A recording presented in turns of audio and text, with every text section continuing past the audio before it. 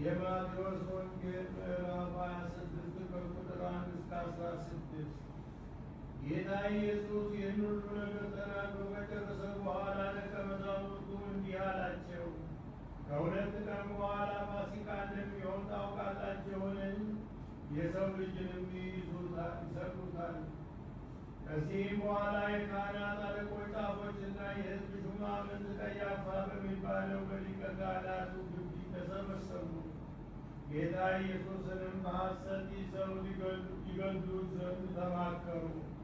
ነገር ግን በሕዝቡ መካከል ሁከት እንዳይሆን በበዓል አይሁን አሉ። ጌታ ኢየሱስም ቢታንያ ደርሶ ወደ ለምጻሙ ስምዖን ቤት ገባ። ዋጋው ብዙ የሆነ የአልባስጥሮስ የሚባል ሽቱ የተመታ ብርሌን የያዘች ሴት ወደ እሱ መጣች። ጌታ ኢየሱስም ለምሳ ተቀምጦ ሳለ በራሱ ላይ አፈሰሰችው። ደቀ መዛሙርቱም ይህን ባዩ ጊዜ ተቆጥተው ይህች ሴት ይህን ያህል ሽቱ ለምን አባከነች? ለድሆችና ምጽዋት ይሰጥ ዘንድ በብዙ ገንዘብ ባልተሸጠም ነበር አሉ። ጌታ ኢየሱስም አወቀባቸውና ይህችን ሴት ለምን ታነቋታላችሁ?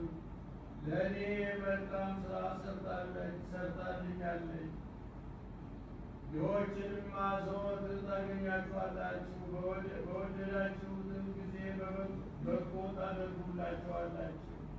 እኔ ግን ዘወትር የምታገኙኝ አይደለም። ይህንንስ በራሴ ያፈሰሰችውን ሽቱ ለመቀበበት ቀን አስጠበቀች። እውነት እላችኋለሁ በዓለሙ ሁሉ ይህችን በዓል በሚሰብኩበት ቦታ ይህች ሴት ያደረገችውን ይነግሩላት ያስባሉ።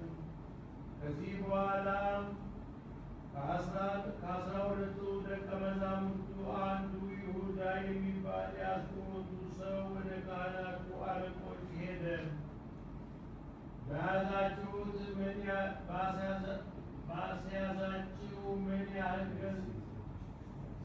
ባስያዛችሁ ምን ያህል ገንዘብ ትሰጡኛላችሁ? አላቸው። ከእርሱም ጋራም ተነጋግረው 30 ብር ሊሰጡት ተስማሙ። ከዚያች ቀን ጀምሮ ለእነሱ አሳልፎ ይሰጠው ዘንድ ምቹ ጊዜ ይሻ ጀመር።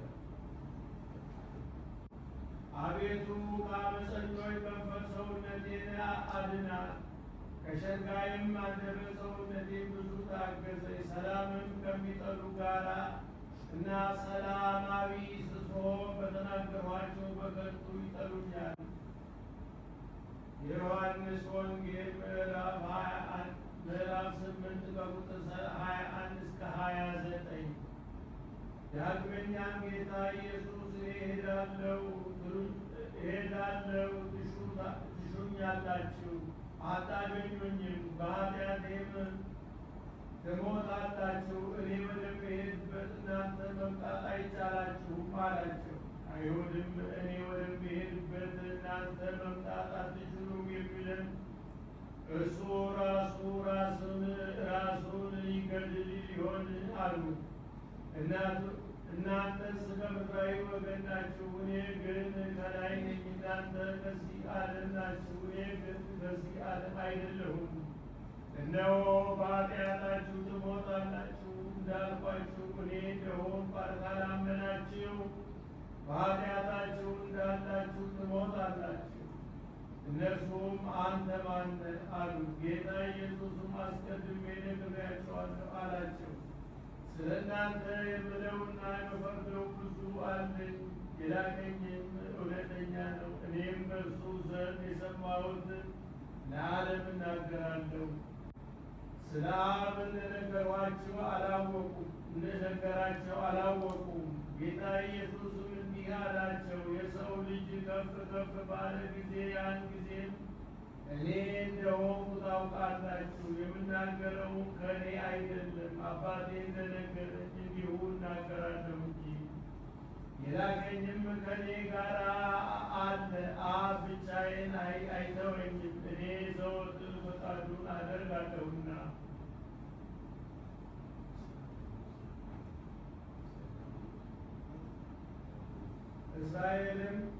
እስራኤል ከግብፅ በወጡ በሦስተኛው ወር ከራፌድ አልፈው በበረሃ ውስጥ አደሩ። ከዚያም ቦታ እስከደረሱ ድረስ እስራኤል ከግብፅ ወጥተው በደብረ ሲና በኩል ይጓዙ ነበር። ሙሴም ወደ እግዚአብሔር መጣ። እግዚአብሔርም ጠርቶ ከእርሱ ጋር እንዲህ ብሎ ተነጋገረ። ይህችን ቃል ለያዕቆብ ወገን ንገራቸው፣ ለእስራኤል ልጆች አስረዳቸው። እነሆ ብዙ የሆነውን በግብፃውያን ላይ ያደረጉትን እስራኤል እናንተ አይታችኋልና፣ እናንተስ በንስር ክንፍ ላይ እንደሆናችሁ አድርጌ በጸናችሁ ስልጣኔ ተሸከምኋችሁ። ሕጌን ትእዛዜን ጠብቁ፣ ቃሌንም ሰምታችሁ ፈቃዴንም ፈጽሙ። ከአሕዛብ ሁሉ መርጫችኋለሁና መላዋ ምድር ፈጽማ የእኔ ናትና። እናንተም ለመንግሥት የተመረጠ ንጹሕ ወገን ትሆኑኛላችሁ ብለህ ንገራቸው አለው። ሙሴም መጥቶ እግዚአብሔር ያለውን ይህን ለሕዝቡ ነገራቸው። ሕዝቡም በአንድ ቃል እግዚአብሔር የሠራቸውን ሥርዓቶች እንጠብቃቸዋለን ብለው አሰምተው ተናገሩ። ሕዝቡም ትእዛዙን ሰምቷልና፣ ሙሴም ለፈጣሪው ለእግዚአብሔር ተመልሶ መልሱን ነገረው። የያዕቆብ ወገን እስራኤልም ወደ ቦታው ተመልሶ አደረ። የእስራኤልም ልጆች ከሕጉ ከሥርዓቱ ፈቀቅ አሉ። ትእዛዞቹንም እንደ እሚት አደረጉ፣ ሕጎችንም መጠበቃቸው ቀረ። ስለዚህ የተጠሉ ጠላቶች የሆኑ በባዕዳን እጅም የሚጓዙ ሆኑ። በአሕዛብ ፊትም ራሳቸውን አዋረዱ። ለዘላለሙም በፍጥረት በጉስቁልናው ውስጥ ኖሩ። መድኃኒታችን ክርስቶስ ሰው ሆኖ መጥቶ መከራ ተቀበለ፣ በመከራውም አዳነን።